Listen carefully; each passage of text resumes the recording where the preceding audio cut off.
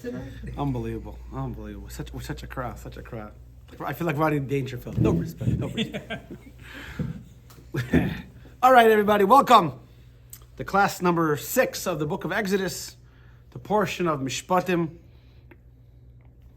And today we're going to discuss a very revolutionary, well, not really revolutionary, but brought to the fore Chassidic idea that usually when people think of religion, they think of only soul and take our body totally to the side.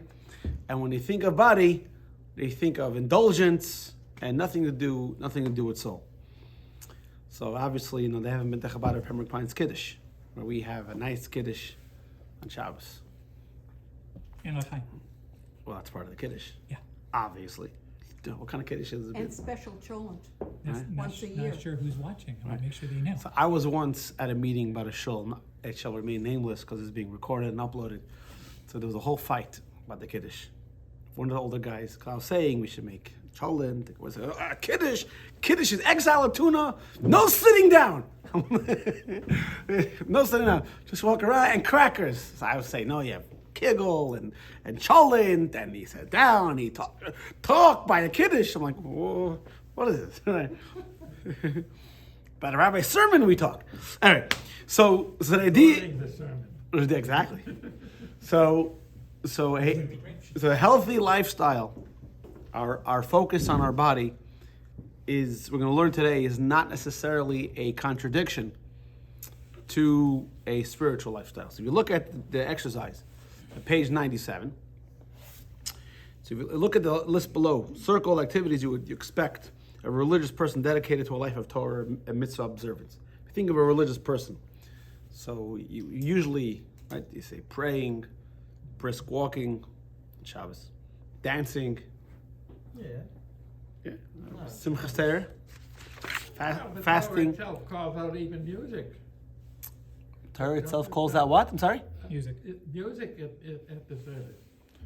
Torah calls out music at the service. I'm trying to remember what In the- timbrels they have. In the Beis Hamikdash, there was music, Yes. and there were to summon, but usually when you think of music, swimming, mikveh, right, or maybe water aerobics, jogging and running, To make it to the minyan on time. right? It's Erev Shabbos, right? Studying, not Jewish. Dieting, definitely not Jewish, Yeah. right? Other than the fasting part. Right? Dieting, fasting, they go together. A cardiologist friend that I learned with sent me a thing about dieting and exercising. I'm like, how are we friends?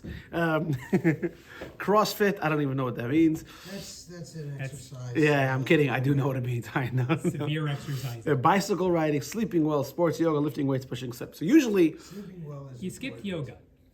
yeah. I wish I could. By the way, there's a nice talk I saw on YouTube of a woman who's a yoga instructor, and she became religious, and she talks about kosher yoga versus not kosher yoga. No, really, because That's interesting. it's seemingly Yeah, some I mean, yoga you things can that come watch from. Shavani yoga. I don't know. What kind of cultures are they talking about? I have no idea. It was an interesting talk, because some yoga has to do some meditation, has to do with idolatry, and so you can look it up. I'm not an expert in any of those things. Sister, she's an expert. Huh?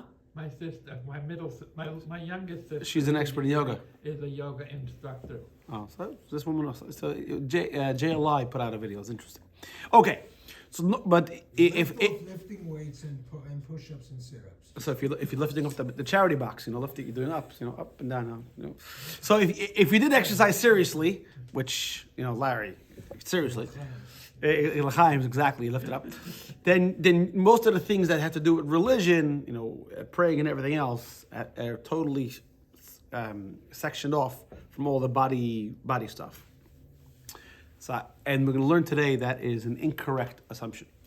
So the parsha of Mishpatim, the parsha is called Mishpatim, which means laws that they're called judgments, because anybody with common sense and using judgment can figure it out. Like if you cause damage, you got to pay back. Not like the guy who broke our fence and doesn't pick up my phone anymore, right? Stetas.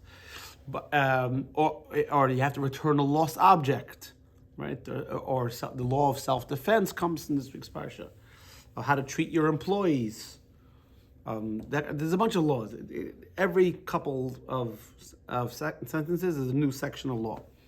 So one of the laws over here, text number 1, page 98, is if a person will see a donkey that belongs to his enemy, and the donkey is crouching under its burden, it's carrying too much, and he thinks to himself, I'm going to help this guy's donkey. I can't stand that guy. So the Torah says you're gonna walk away. No, you're not allowed to walk away. You have to help if to help. That's the pasuk. Right now, this verse is one of the basis for one of the most foundational ideas in Chassidic philosophy. It's quoted in the book Hayom Yom. By now, you guys should be familiar with the book Hayom Yom day to day. If not, you either come very late to shul or I'm not doing a good job. And because I'm the one giving the class, we'll go with A. Right? I come on time every show. Exactly. Right. On You my come on time, your I'm time. always- There you go. Yeah. You see, I have an electronic watch, and the electronic watch I can't, It's on do Shabbos. on Shabbos, so Exactly. I have to use my mental faculties as weak as they are. Yeah. So the Baal Shem Tov said like this. Okay, text number 2, Baal Shem Tov, the founder of the Chassidic movement, dissects this verse line by line. He says, "Kisiresh chamer," when you will see your donkey. Now, the word in Hebrew chamer, remember the cholam could be with a vav, without a vav. So you could spell the word ches mem resh and read it chamor. You could also read it ches mem resh and read it chomer.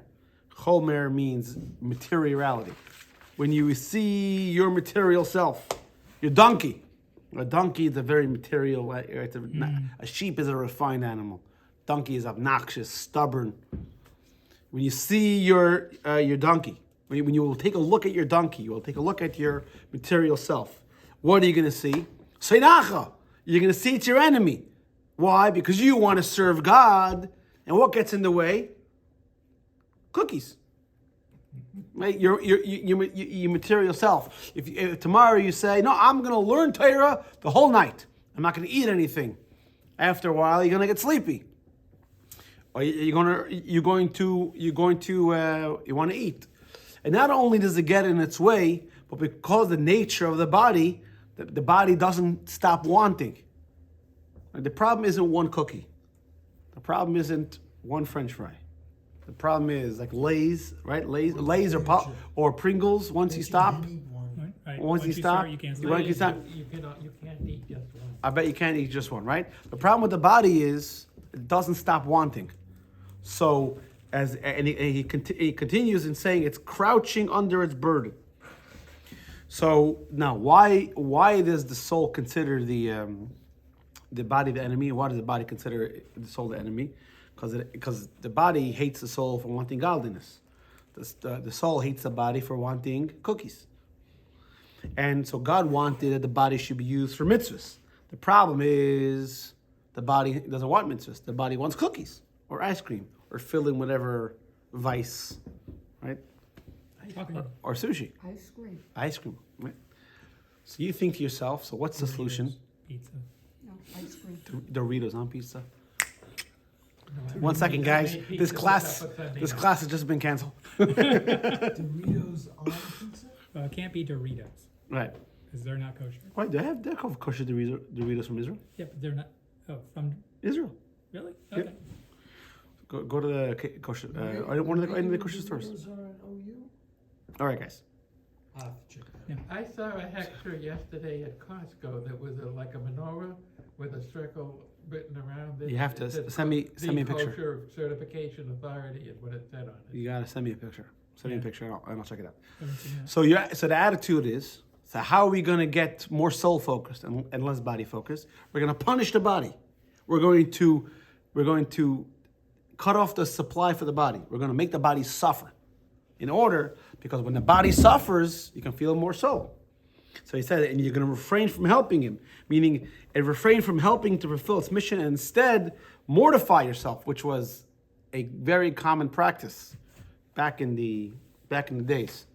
But that was a Christian thing, wasn't it? The Jews probably got it from the Christian, because if you think about it, I mean, I think so. Could be I'm speaking out of line, but if you think about it, it makes a lot of sense. Sometimes, by the way, I heard a good line from Neil deGrasse Tyson. He said, in the old days, philosophy was a thing. So they would think about it, and they would sit and think and think and think. And think. It made sense. Sometimes their conclusion that made sense isn't necessarily true. Right? But it made sense. It made sense, right? They had a whole reason why the Earth is flat and all these different reasons. But it's wrong. So this idea makes sense.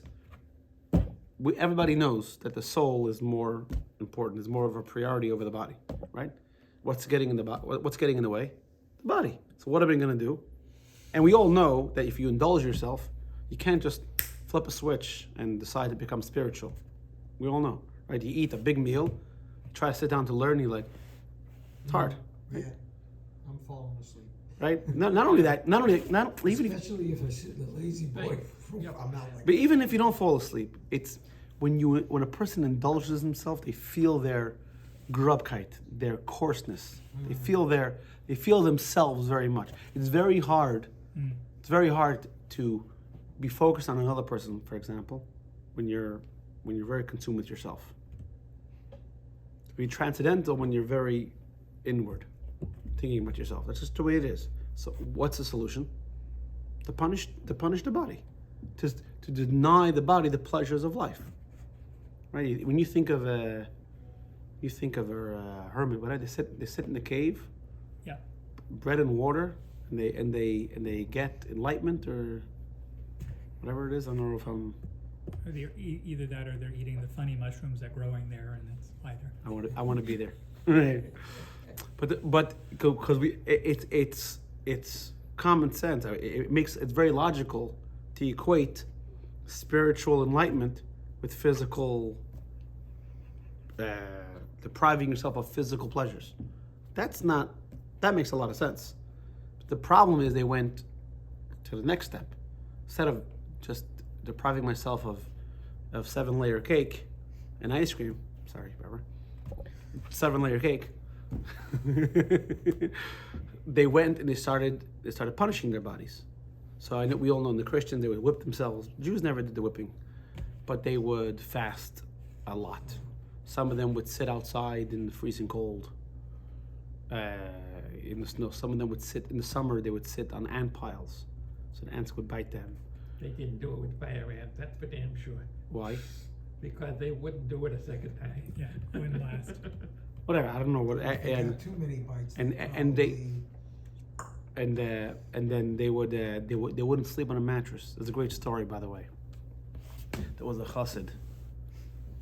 I forgot who he was.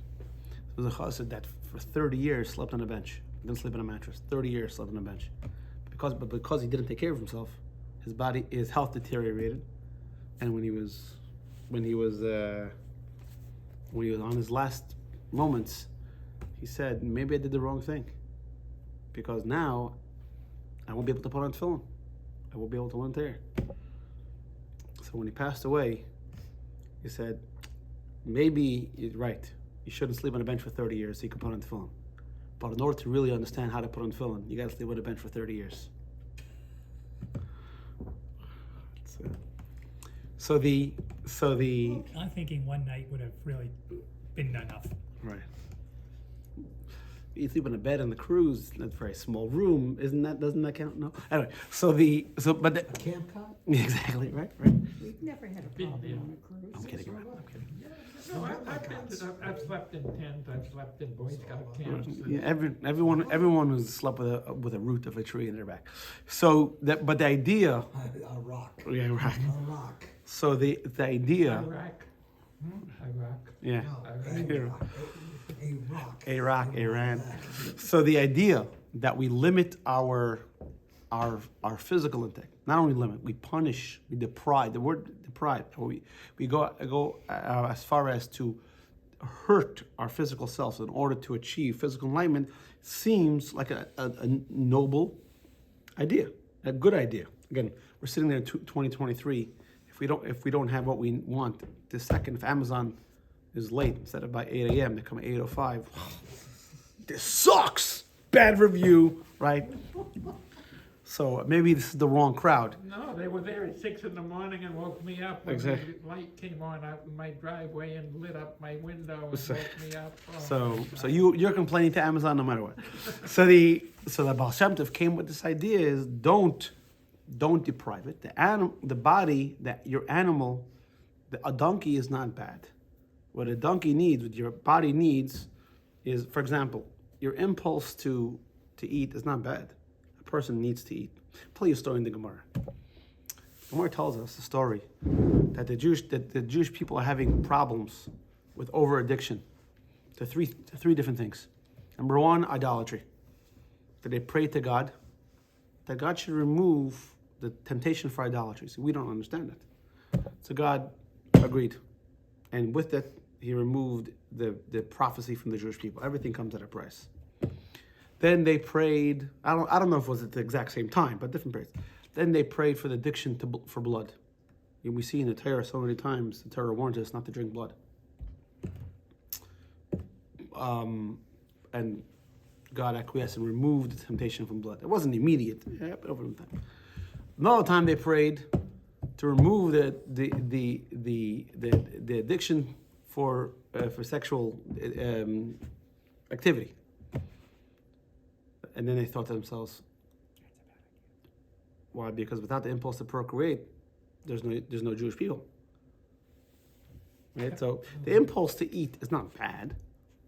It's just what you eat, when you eat, how often you eat. Right? So your body is not bad. It's what it is it's uncultured. What it is undirected. Right? There's a guy who tells a story because I think he gave a TED talk once. I think I mentioned this story once in a sermon. I don't give that many sermons, so you guys should remember this. So listen to his own sermons. of course not. Neither do I. Yeah, Yes. exactly. Join the club. That's why you have it recorded. So so he tells us when he was a kid, he couldn't stop. He couldn't stop tapping his fingers and his bouncing and everything else. And he got kicked out of every class and everything else. And teachers couldn't do it because he was always doing that. And anyway, Kid was a percussionist. so one day the teacher calls him after class and he thinks he's going to get in trouble. And the teacher says to him, you play the drums? He said, no. He gave him drumsticks and he became like one of the best drummers. I forgot, he's the famous guy. I forgot his name. Gene Cooper. Gene Cooper, yeah, he was a drummer. I don't know. I don't remember. But it wasn't Ringo Starr. But the idea is, he says in his TED talk that what everyone saw as a deficiency, as a handicap, as bad, his teacher channeled his energy. So the body isn't bad. The body needs to be channeled. So the idea is what Chassidic says. One second. Chassidic says, what Chassidic says is we have to do is we have to channel that. Yeah, go ahead. What you learn as an animal trainer is you identify the traits of that animal that they're comfortable with and build on them. In other words, if a dog likes barking, teach him to be a watchdog and bark at the right time. Right. Okay, if the dog likes burying things, teach him how to sniff stuff out and find things. Right. Yeah. You take the characteristic and you build on it. Exactly. A personal one when I was a teacher. Are you good sniffing or barking? Which one? Barking and sniffing. No, when I was a teacher, I had a student that just couldn't stand to read. And we had an initiative that during homeroom, everybody had to read. So I told my kids, I was teaching kids who were LD and special ed. I said, bring in whatever you want to read. So one kid raises his hand, you mean my dad's? No, that we can't bring in. But then one kid said, well, can I bring in a car magazine, I said, yeah, bring in a car magazine. He brought in every single day, he had a different car magazine. Vernon and I go over to a body shop years later, like 10, 15 years later. And we needed something done on our old car, which was a Volvo at that time. And the receptionist, while we're waiting for getting an estimate and everything like that, and signing papers and stuff, the receptionist says, "Our foreman knows you." Foreman knows me? The foreman of the shop? What do you mean? Says he knows you. How does he know me? Says, you were his teacher back when he was in 7th grade. Good deal. So I made him read. But You got a job because of it. exactly, that's what it's about. So you see in text number 3, the Rebbe quotes that the first Chassidic master was the Baal Shem Tov. Then came a student of David, the Maggid of Mezrich. And the Maggid of Mezrich of David had a son whose name was Avram the Angel. And the reason why he was called Avram the Angel was because he was half there and half here. He was very angelic. He was a very holy person. And he says the teaching of the Maggid of Mezrich. He taught his son, be careful with your bodily health. For even the slightest hole in the body creates a gaping hole in the soul. So this is what the Baal Shem Tov came to tell us, that in order to be a healthy Jew, meaning healthy Jew, not physically, but healthy Jew meaning someone who serves Hashem properly, you have to be healthy physically. It goes hand in hand. Now comes the question. Baal Shem Tov came up with this idea. Maimonides states this idea. Baal Shem Tov was in the early 1700s. Maimonides was in the 1200s. Look at Maimonides text number 4. Maimonides says, maintaining a healthy and sound body is among the ways to serve Hashem. For one cannot understand or have any knowledge if he's sick. Therefore, a person must avoid that what harms his body and accustom themselves to a health which is healthful and helps the body become stronger. In fact, Maimonides lays out a whole regiment of how a person should behave and what he should eat, when he should eat, and Maimonides goes as far as to say, you follow my regiment as long as nothing like side happens, a person will die without getting sick. Maimonides writes that. He was a doctor also, right? Yeah. But that's why they named all the hospitals after him. He was a doctor for the Sultan. He became a doctor later in life. He was the doctor for the Sultan, and he writes a kind of crazy, because in those days, by the way, the king's doctor wasn't just like the president's doctor. The king's doctor basically was one of the closest confidants to the king. He was making we had to make sure the food wasn't poisoned, and it was a position of great confidence. And Well, his daughter, Maimonides? didn't he have a daughter? I'm not sure. Yeah, why? I don't know, because I thought I had read. You're thinking of Rashi's daughter that they wrote a book about? No. Yeah, that what? Maimonides' daughter. Yeah, that what? She also, I mean, he was like training her in all the medical stuff, I never heard showing that. her the medical stuff. Maimonides? I think so. Really? I mean, it could be. I'm not familiar. Maybe I'm wrong. Yeah, but the Sultan over there had a whole harem of a bunch of women, so it wasn't just him. He had to keep the whole royal family. He was a very busy man. So on the subject of health, so this couple, they're very healthy, and they live up into their hundreds, and they die within hours of each other. And they meet it in heaven, and they come to heaven. And they go to God, and it says, where's the gym? I said, gym? In heaven, you don't have to do exercise. Don't worry about it. It's in heaven. So they're walking around, they come to the cafeteria, and it's all ice cream and hamburgers and everything else. She says, where's the healthy corner? So healthy, God says, what are you talking about? In heaven, No calories. in heaven, there's no calories. They go outside. They want to sit by the pool. So where's the sunscreen? Sunscreen. Don't worry about it. There's no cancer. And the whole time, the husband is getting angry and angry and angrier. She said, and he finally turns to her when they're sitting by the pool. If not for your fracacta bread muffins, we could have been here 40 years ago. My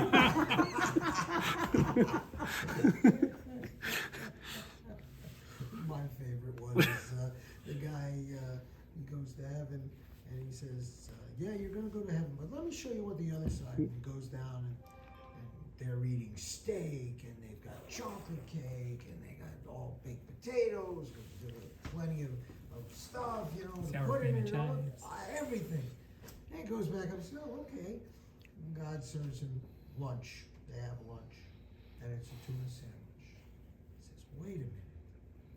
We're here in heaven and you're serving me a tuna sandwich?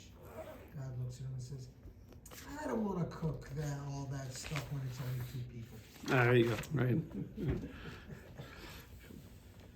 Okay, so let's get into it to answer the question.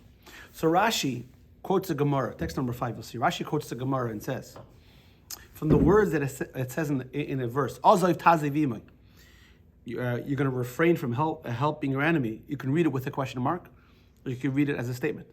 You can refrain. Or it says and it says no, sorry. Before it says refrain. The verse says v'chadalta. Sorry, the verse says v'chadalta, and you will refrain. So sometimes there are times the Gemara talks about this that you can refrain from helping. So for example, let's say the owner says, "Oh, it's your mitzvah, it's not my mitzvah. You have to help the donkey. You don't have to help. The guy's not going to help his own donkey." But Rashi gives 2 examples.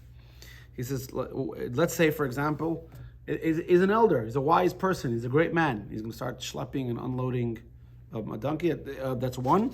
Or if the animal belongs to a Gentile and the burden belongs to a Jew, so you don't have to help. The interesting thing is, Rashi quotes the Gemara many times and quotes the Medrash. There's a Mechilta, which is a Medrash, text 5b. If you see here, the Mechilta, the Medrash which precedes Rashi, gives an entirely different answer. Example. If you see in text 5b, the example given is, let's say the donkey is in a cemetery, and a Kohen is not allowed to go into a cemetery. He's not allowed to become impure. So a Kohen does not have the obligation to go into the cemetery to impurify himself in order to help the donkey. So how come Rashi didn't use this example? Why did Rashi come up with 2 other examples? But he's not going into the cemetery. What do you mean? It says if the animal were in a cemetery. No, we're meaning it's currently in a cemetery. Oh, okay. That's it. That comma situation. Right. So let's use the example of fasting, okay? Because that was the most accustomed trait that people would use to punish themselves. Is fasting bad? Well, obviously, we're not talking about Yom Kippur, Tisha B'Av. We're talking about taking upon yourself a fast. Is it bad? So the answer is depends. The question is depends. So it all depends on why you're fasting. If a person is fasting because he wants to punish himself, that's no go. But let's say a person is fasting because why did he sin? Because he was too much into his bodily impulses, and as a regiment of teshuvah, of repentance, he wants to fast. That's okay. Or let's say there's this concept that's brought in Gemara, it's brought in Kabbalah, that a person suffers here, so he shouldn't have to suffer up there. So he wants to take upon himself suffering here, so to speak, to cleanse his soul, in order that we should have an easier ride up there. So the Alter Rebbe writes in Tanya, you see in text number, not Tanya, sorry, in the Code of Jewish Law, in this, what he says over here in the beginning is not very popular. He says, according to the Jewish law, a person does not own his own body. You don't own your own body. You can't do whatever you want to yourself. Not allowed. So for example, Torah says you can't get a tattoo. Who's the Torah to tell me you can't get a tattoo? Because you don't belong to you. You go to these monarchies, these countries, other places in the world. You don't belong to you. You belong to the state. They can do to you whatever you want. So you, as a Jew, you don't belong to you. You belong to him. He can tell you what you could do, what you can't do. So he says the person does not have ownership over their body. That means to maim, to shame, or pain it in any way. Including in that is denying the body food or drink. The only time this would be acceptable is for the purpose of teshuvah. In such a case, the pain endured by the body is actually a favor, for it saves the soul from spiritual death. Also, one may fast for any teshuvah related purpose. For example, even if he's not physically able to do so, rather doing so to cleanse their soul before God, there's no greater favor. So the difference is, so the interesting thing is, actually the Alter Rebbe writes in Tanya that there were some people of previous generations who would fast, would take upon themselves a tremendous amount of fast. And I think over here, does it say about the ants? No, someone else. Sorry, it's a story of someone else. I'm sorry. So examples of people who would fast in order to come closer to God or for teshuvah. If you see in text 7a, the Alter Rebbe writes in Tanya that you see over here Rabbi Eliezer of Worms, known as the Rokeach. That's a book of Jewish law he wrote, and Sefer Chassidim, written by a famed rabbi, is Rabbi Yehuda Chassid of Germany, and speaks of many fasts. The purpose of their behavior is to be spared from suffering punishment in the world to come. It's also intended to speed up the process of cleansing the soul. It's also possible the person is unable to return to God wholeheartedly out of love, so they resort to fear. And here's another quote. You see text 7b. That's about teshuvah. Text 7b is a quote about cleansing a person's soul. So after one has done teshuvah for the sin, this is 105. There's still another step, and he gives the example that after a person did teshuvah, they would bring a carbon. A person did something wrong, so before they brought the carbon, they had to repent. Say, I'm sorry. A what? A carbon. Carbon is a sacrifice. Sorry. Oh, okay. Thank you for asking. Cyril always tells me that sometimes I get too caught up in No, that's okay. in the terms, and no. If you don't ask, then I'll end up the class speaking in Yiddish. So Some of it. But not much. there you go. So the idea is when a person does teshuvah, so afterwards, in order to because there's fixing your mistake, and then there's restoring your standing, restoring favor. So after fixing his mistake, so remember the example I once gave about a kid who would do things wrong. So the father would knock a nail in the wall every time the kid did something wrong. And finally the kid connected one to the other, and he started behaving. And every time the father saw that he had a choice and he made the right choice, he pulled the nail out of the wall. So when the final nail was pulled from the wall, kind of was a lot of nails, right hole. So the kid went to the father and said, "You see what I've accomplished." So the father said, "Yeah, you've accomplished very good, and we're very proud of you, but the wall is full of holes." I was having this conversation with my daughter Chaya, and she asked me, I think it was she or someone else forgot that they had meat for lunch. They had dairy. So she said, "It's not my fault." So I told her, I said, "Yeah, it's not your fault, but there's still consequences." "What do you mean? It was a mistake." I said, "Even if when you do something by mistake, it's still consequence. If you slip on, like, for example, right, before, I was wearing different pants, different shirt. I didn't purposely drop the hot coffee on me. It was a mistake. But the consequence was my whole office was covered. I had to go home and change. You're walking outside, you slip in the mud, you're dirty. Obviously. So there's fixing the mistake, and then there's restoring the wall, putting plaster and everything else. So the example is the person would bring a carbon, a sacrifice. But now he can't. So what do you do? So a person sacrifices some of themselves. So that's the last two paragraphs. Now that we no longer have the option of offering a sacrifice to appease God, fasting takes its place. So based on this, and according to Kabbalah, the Rizal taught his students the appropriate number of fasts. And now the Rebbe brings a whole list of how many fasts you do for each sin. So now we have interestingly, now we can connect the two reasons why a person would fast to the two examples why a person wouldn't have to help. Remember there was two. One is that he's a elder. The other one is the animal belongs to a Gentile, and the Lord belongs to a Jew. Now, how do you connect the two? So the Rebbe says gewaldig. You know what gewaldig means? What? I thought you said you speak Yiddish. Gewaldig means it's wonderful. It's great. So the Rebbe makes this connection in his talk. Text number 8. The Rebbe says, fasting is a form of teshuvah typically done when trying to do teshuvah for an actual sin. So now the Alter Rebbe says in chapter 8 of Tanya that a Jew is naturally connected to God. And a Jew naturally wants to do what God says. So where does the impulse come to do an Aveda? It's a foreign influence.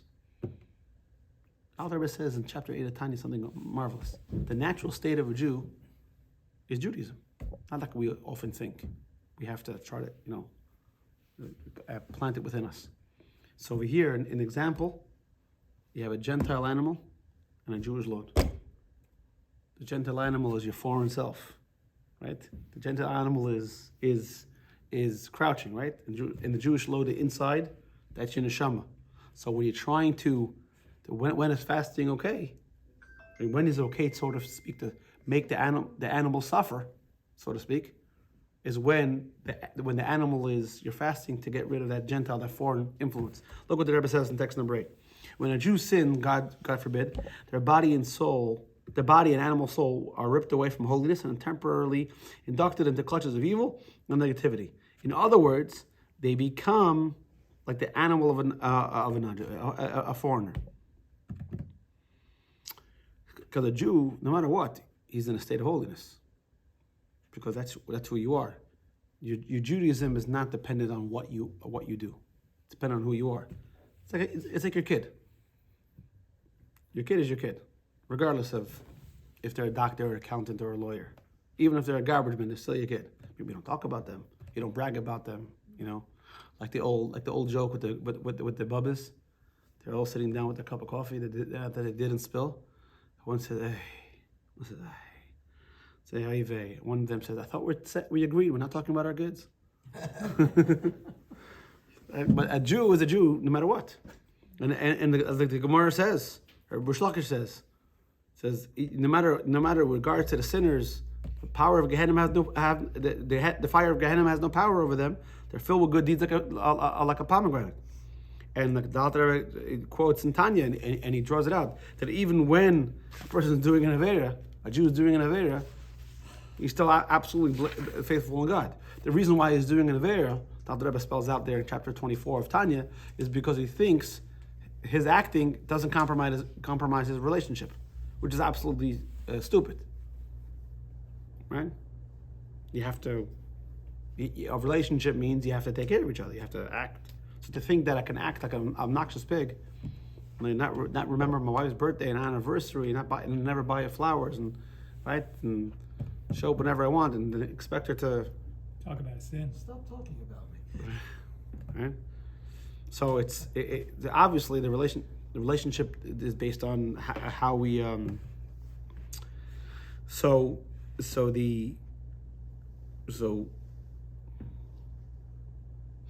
now we can understand, right? That's what we said. It's a Gentile over here doesn't mean that Gentiles are bad. I would never say that's being recorded. I'm kidding. No, but it means over here, as far as Jew and foreign influence. So when a person does something wrong, that's their foreign influence. So the Gemara says that it's okay to fast in order to get that under control.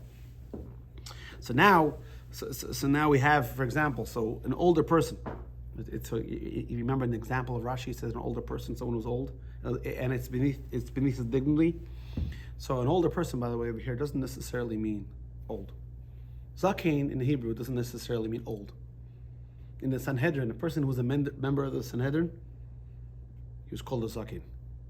Now, Belazar ben Uzziah was 18 years old, and he was a member of the Sanhedrin. Nothing to do with being old. Zakein means wise. So, in this week's parsha, it says you have to get up in front of. No, it's not this week's parsha. Sorry, wrong. It's in Leviticus. You have to get up before an old. It's in Kadeshim. You have to get up before an old person. The Gemara talks about that. What it really means is a wise person. Right, when somebody walks in the room, you stand. Yeah, a wise person. What if the person is just old, not wise? So Gemara says, He should think he's wise. so you don't have to stand up for him. You don't have to give him your place. I mean, as far as if it's an old person, we're talking about respect wise. So now over here, so it says, so why would a old person who's wise and righteous and all that, why would he fast? Because you know what the biggest problem the Rebbe points out? You know what the biggest problem sometimes with wise people? They think they're very wise, and they think they're totally above sinning. It's very. I didn't share this past Shabbos, but it's a very good vart I read. At the end of right after the Ten Commandments, the seventh aliyah, the seventh reading, right at the end of the parsha, there's a commandment over there that when we build an altar, there has to be a ramp. Remember that? Right? And why? There has to be a ramp and filled with dirt. No, the ramp isn't filled with dirt. The altar is filled with dirt. The altar's filled with dirt. But why? It says the last words of the parsha. In order the nakedness. It has to be that way. Huh? Yeah. Why? Because the nakedness shouldn't be revealed. Right? So I read a good word. So many times people are going up to God, they think that they're oblivious. They're not oblivious. They're above sin. It can't happen to them. They're above it. And many times when people are ascending, that's when their nakedness is revealed. The lesson is, when becoming holy, don't think that it's not in your power. Don't think it's, Rabbah, the Gemara tells us, the Rabbah never stopped learning Torah. Always spoke. It says, the Gemara tells us that when the angel of death came, they couldn't take a soul. Because the angel of death is impure, and it can't overpower something that's pure. And because he never stopped learning Torah, he couldn't take a soul. But Rabbah never considered himself righteous. He always considered himself as a regular guy. Why? Because he said, the only reason why I don't sin is because I'm always learning Torah. But he always thought of himself as, I have the possibility to sin. That's why he never sinned. Right? So why is this guy fasting? Because he thinks, because he wants to uproot this idea that I can never, that would never happen to me. And that's what you should know, by the way. That's why many times there are stories in the Torah of these great men. You think to yourself, you have these great people, they did one thing wrong. Come on, man, just skip it. A person was a perfect employee for 40 years. Came late to work once. And then retirement party, you're going to say, they were good, but in 1992, September 15th. Right, you know what I'm saying? Came late. At 8:05, you were 5 minutes late. Exactly. But almost a perfect employee. I mean, it's like a guy who bats 900, 997. Right? It's an amazing career. No one's making a big deal with the 3 points. Right, Ted Williams. So, how did I get to baseball? You find that bridge no matter which path we go. Right. Wait 1 second. So why do we bring it up? Because to teach you that no matter how great you are, the possibility to misjudge and do something wrong exists. You can be the greatest person, but no one is above. So this person is fasting to keep themselves in check, to keep their head screwed straight on their shoulders. Yeah, Larry. Yeah, you didn't tell us the joke on Saturday. Because I knew you read it. Yeah, well, It was a terrible joke anyway. it was a terrible joke. That's why I didn't say the it. guy comes to show late, and there's So- no parking spaces for his horse. So one of the congregants said, "Give the horse to the rabbi. He can tie anything to the pastor." There you go. I could have. I had a friend point out that, in baseball, we think that if a guy's batting 300 consistently, we think that's fantastic. Yes. What about the other 700? Yeah. So So baseball, if we're you really fail celebrating- 70% of the time, you're unbelievable. Yeah, so we're celebrating. Yeah. We're celebrating basically, if you're looking Mediocrity. at mediocrity. No, and worse failure. than mediocrity. Baseball, mediocrity is 500. You'd be amazing. That's right. Median. Oh, middle. that's right. The Alter Rebbe actually writes in Tanya in chapter Oh, yeah. 27, I think. Alter Rebbe writes that the goal is not to become perfect.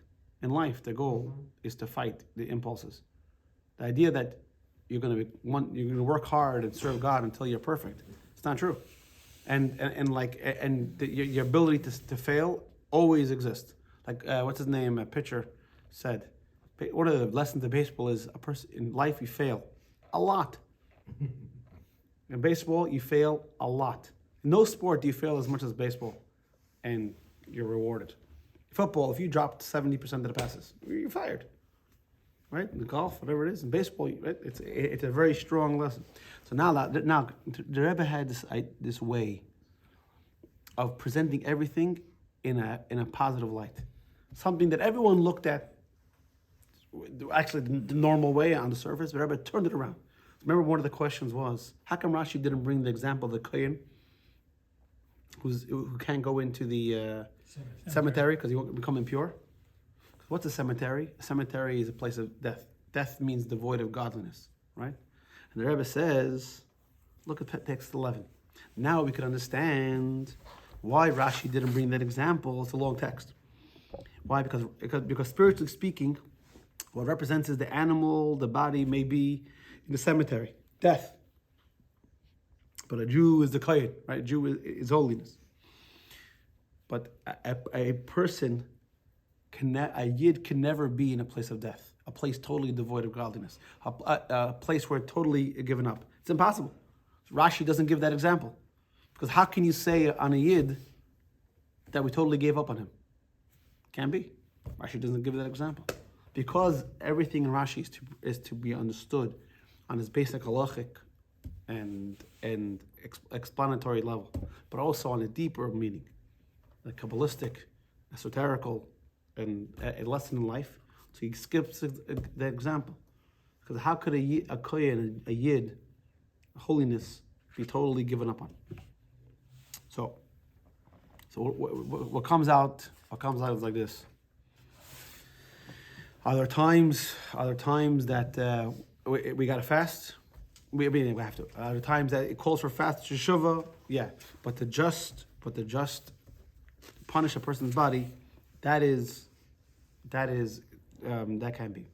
But now the Alter Rebbe continues and says, all of that was in the past. Fasting was a thing of limiting our physical self. It's a thing of the past. Now, the Alter Rebbe says in Tanya, instead of limiting, we got to utilize. That means we utilize the material things that God gave us to do mitzvahs and to improve our social standing, our spiritual standing. And he uses the example of tzedakah, and he says, text number 12. It's all of this fasting is only advisable for a strong, healthy person, for who won't pose a health risk, as it was in the generations past. However, you see in the story of Purim's coming up with 3 weeks from today. Right? We said they fasted for 3 days, 3 nights. You ever think to yourself, how did they do that? Right? Esther and Mordechai declare fast for 3 days. 3 days, 3 nights, no one ate. It's a whole discussion in the Gemara if the kids ate. It's a discussion there. But adults didn't eat. 3 days, 3 nights. I mean, I know, and you're thinking, how's it possible? But today they were still pulling people out of Turkey 8 days later. So, but we're here talking about hundreds of thousands of Jews all fasted. Today, I don't know that people can do it. So if it's detrimental, a person is not allowed to pain their body, and a person who does so is called a sinner. So what should a person do? The end of the text. What should a person do? Is the person should give tzedakah. So now the Rebbe comes and asks a question in the same talk. 1 second. So now I can never reach that level of piety. I can never reach that level of holiness because they were able to fast, and I can't now. I'm not allowed to. The Alter Rebbe is saying that method of teshuvah was from the past. It's almost like a sacrifice. So they can go and reach all these level of holiness because they were able to bring a sacrifice. I can't. So I lost out.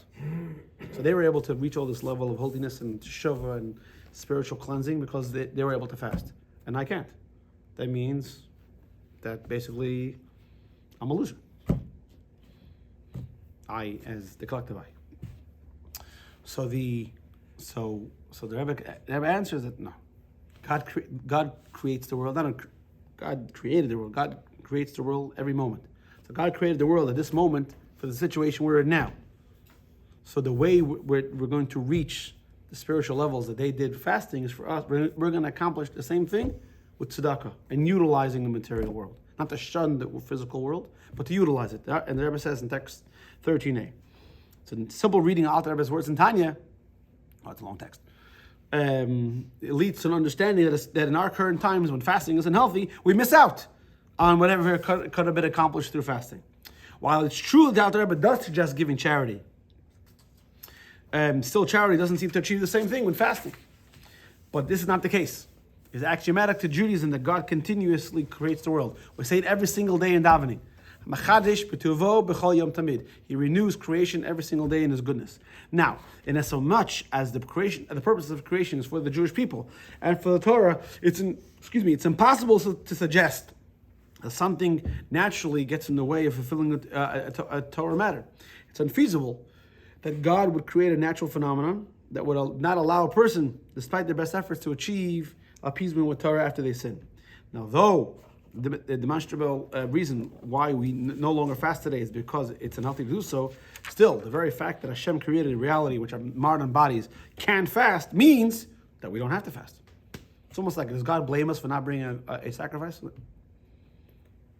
No, because we don't have the ability. That means we don't have to. The whole question, by the way, Maimonides discusses this and other commentaries discuss this. When Mashiach comes, are we going to have to bring sacrifices? Are we? Let's say, for example, right? Will everyone have to bring a sin offering? We've all done things wrong, at least me. Or for example, when a person converts to Judaism, right? They have to go to the mikveh. They have to get a bris milah, and they have to bring a carbon. So the question is, that sacrifice, is that on hold until they can? Or if you couldn't, then you don't have to. This is the question dealt with in halacha. I guess we'll find out. But the Rebbe says the fact that now we can't means we don't have to. That means if Hashem doesn't give us the ability to do so, I don't blame you for not being a kohen. You're not. So how can you? Oh, you didn't do the mitzvah of the Holy of Holies on Yom Kippur. I can't. It doesn't make a difference how you identify. There was a convert who came to Shammai and said, I'll convert, but I want to become a kohen. What does Shammai say? Take a hike, get out of here. Came to Hillel, so you want to be a kohen? No problem. He sat him down, he started reading the laws of kohen. And the laws of kohen, by the way, are, it's nice to get the first aliyah, but they can become impure, and if they become impure, and they can't marry a lot of people, and he taught him all the laws. If you do this, you're dead. If you do this, you're dead. You do this, and he said, maybe I won't be okay. But so the thing is, so if it proves an opportunity to curry favor in God's eyes and restore our grace as it was prior to sin, and in our times, our times past was accomplished by fasting, but not in times closer to Mashiach, it's fewer fasts and tzedakah. Now there are a lot of there are a lot of stories. There are a lot of stories told about the people in the past who would punish themselves. Anyone ever heard the story of Avram ben Avram? Avram ben Avram was a convert. Never heard the story? No? The name doesn't ring a bell. Tell us about it. I'll tell the story. Avram ben Avram was a convert from a Polish noble family. And this is going back, I think, to the 1700s. I think so. And so he ran away to Amsterdam. And then in the olden days, if it's bad enough that you're a Jew, but for a Christian to become a Jew, that was worse. You know that the Inquisition was not established to punish Jews. Do you know that? The Inquisition wasn't there to punish Jews. It was there to punish Christians who became Jews, or Jews who converted to Christianity but relapsed to Judaism. So that was the worst thing, because if you're a Jew, you're going to hell. It's one thing, but to be a Christian and then practice another religion, then you're really going to hell. So this guy, he had to be on the run. I think they finally caught up to him in Vilna, and this guy, he practiced this concept of of punishing, he would sit in ants and in maggots. When a maggot fell off, he would put it on, and he really punished himself. And even in prison, he really made himself suffer to try to get closer to God. And when they told him, if you renounce this whole Judaism business and you readopt Christianity, then we won't kill you. But he said, I can't. And they burned him alive at the stake. And before he burned him, one last chance. He said, but the chains. So they said, okay, because obviously he was chained up. So what chains? And he said the chain. When he said, no, the chain of Avram, Yitzchak, Yaakov, going back. How can I break the chain? He's known as Avram the Ger, Avram ben Avram. He's one of the heirs. So Reb Hillel Paritcher was a great man. Reb Paritcher, the Tzemach Tzedek, the third Chabad rabbi, called him a half a chassid. So they said he's such a great person. Why calling him a half a chassid? Because the other half is Rebbe. He was a tzaddik. It's interesting, by the way. When he came, he always wanted to meet the Alter Rebbe. He never got a chance. It's getting along already. But every time he tried, they missed each other. He became a Rebbe. He became a chassid of the middle Rebbe. So he said, before I came to Chabad, before I learned the Tanya, I thought I was a tzaddik. Once I learned the Tanya, I said, I wish I was a Beinoni, a regular person. But anyway, so the middle Rebbe and the Tzemach Tzedek would send people to him because he would tell them stories and inspire them. So he told a story. But he said, all this is in the past. We don't practice it anymore. So this is another story. I'll tell you two more stories about it. You ever heard of the Maram of Rottenberg? Meir Rottenberg. He was not a student of Rashi, but a student of the student of Rashi. He lived in Germany in 1200s. And in those days, Jews were not allowed to travel. And he decided he was done with it, and he wanted to go to Eretz Yisrael. So he under the cover of a disguise, he escaped and he made it as far as Italy. Now in Italy there was a Meshumad. You know what a Meshumad is? Meshumad is a person who converted to Christianity, who recognized him. And the guy went to a mayor or whatever it is and said, this Jew over here, this is not a regular Jew. This is the leader of Ashkenazic Jewry. He's a... So they caught him, they arrested him, and this guy sold him to the king of Prussia. It wasn't Germany, Prussia. So he put him in jail, in a tower. And he wanted a crazy amount of money from the Jewish community to redeem him. The Jewish community was ready.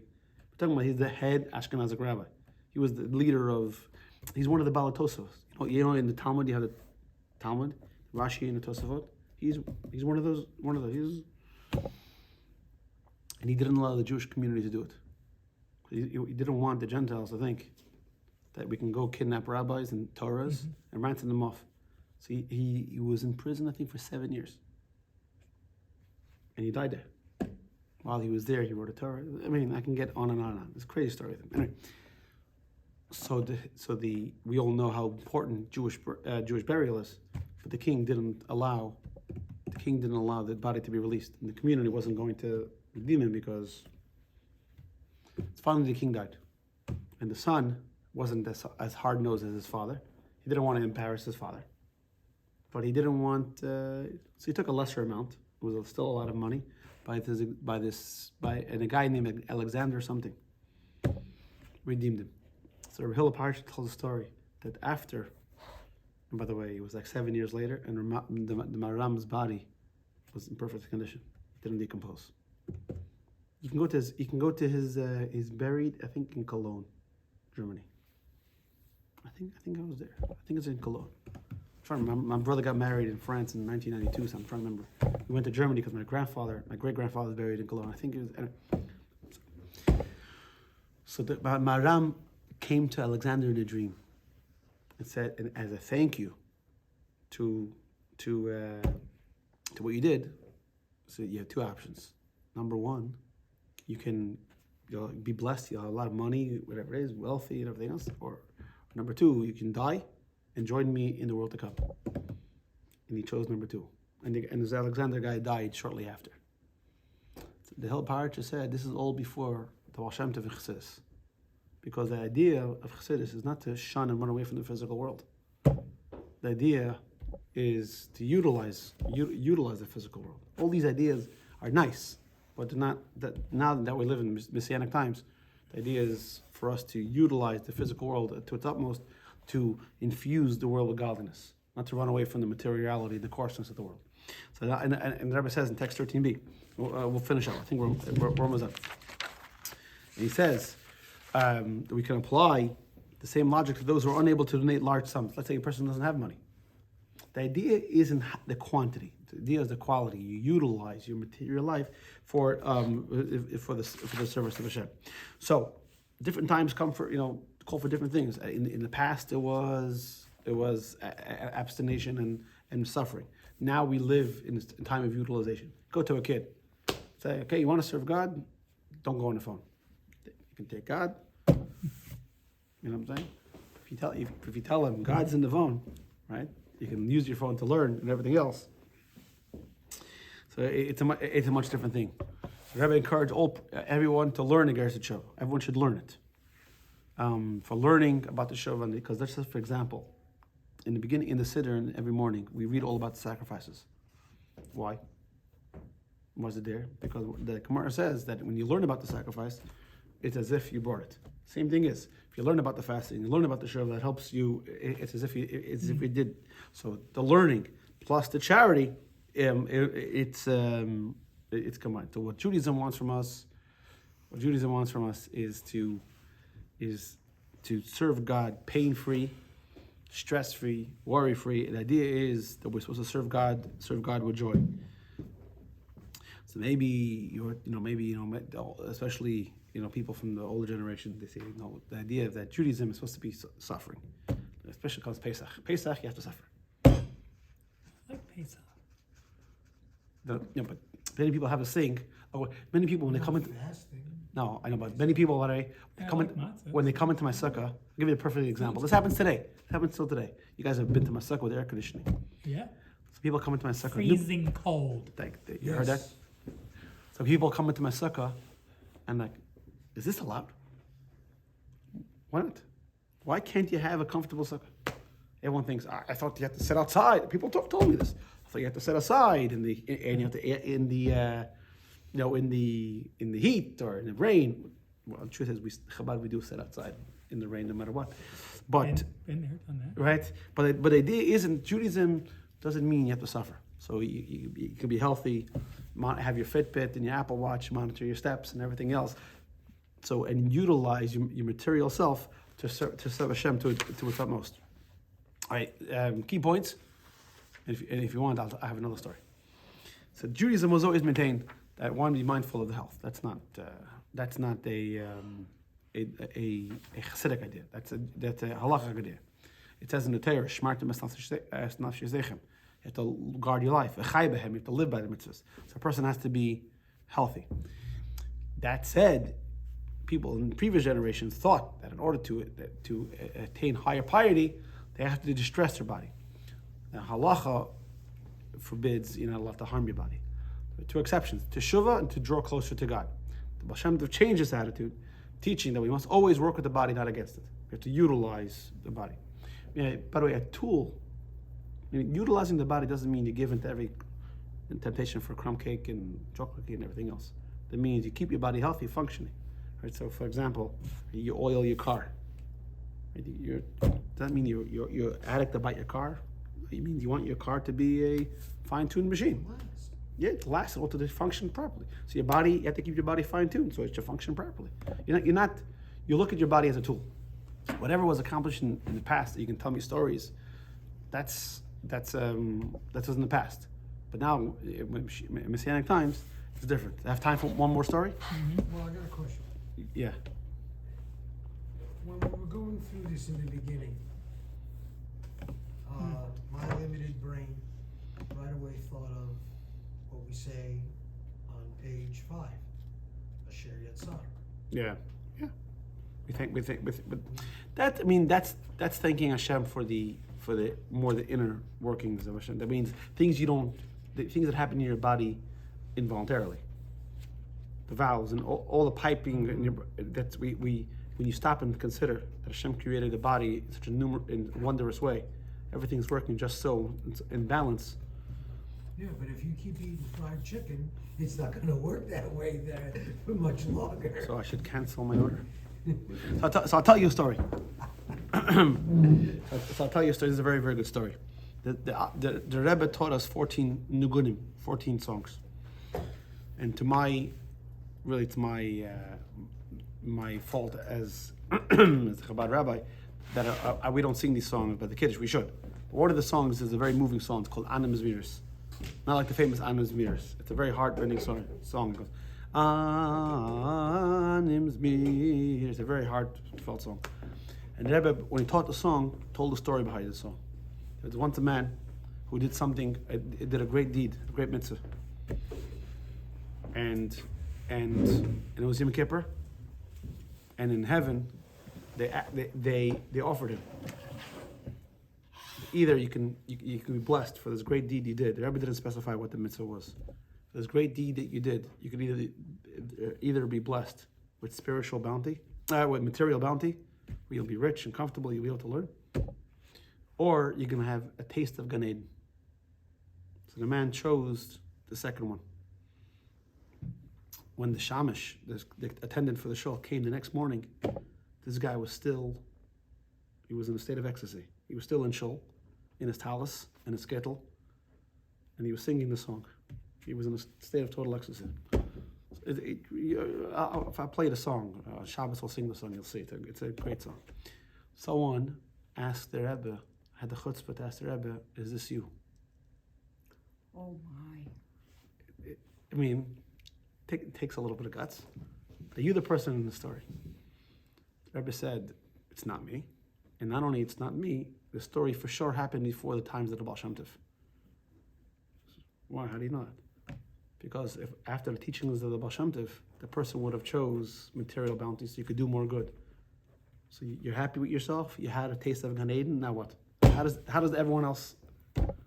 Chassidic says our job is to utilize and to uplift and to perfect the physical world. So after the teaching of the Baal Shem Tov, the person would have chosen the material good. Have a good week.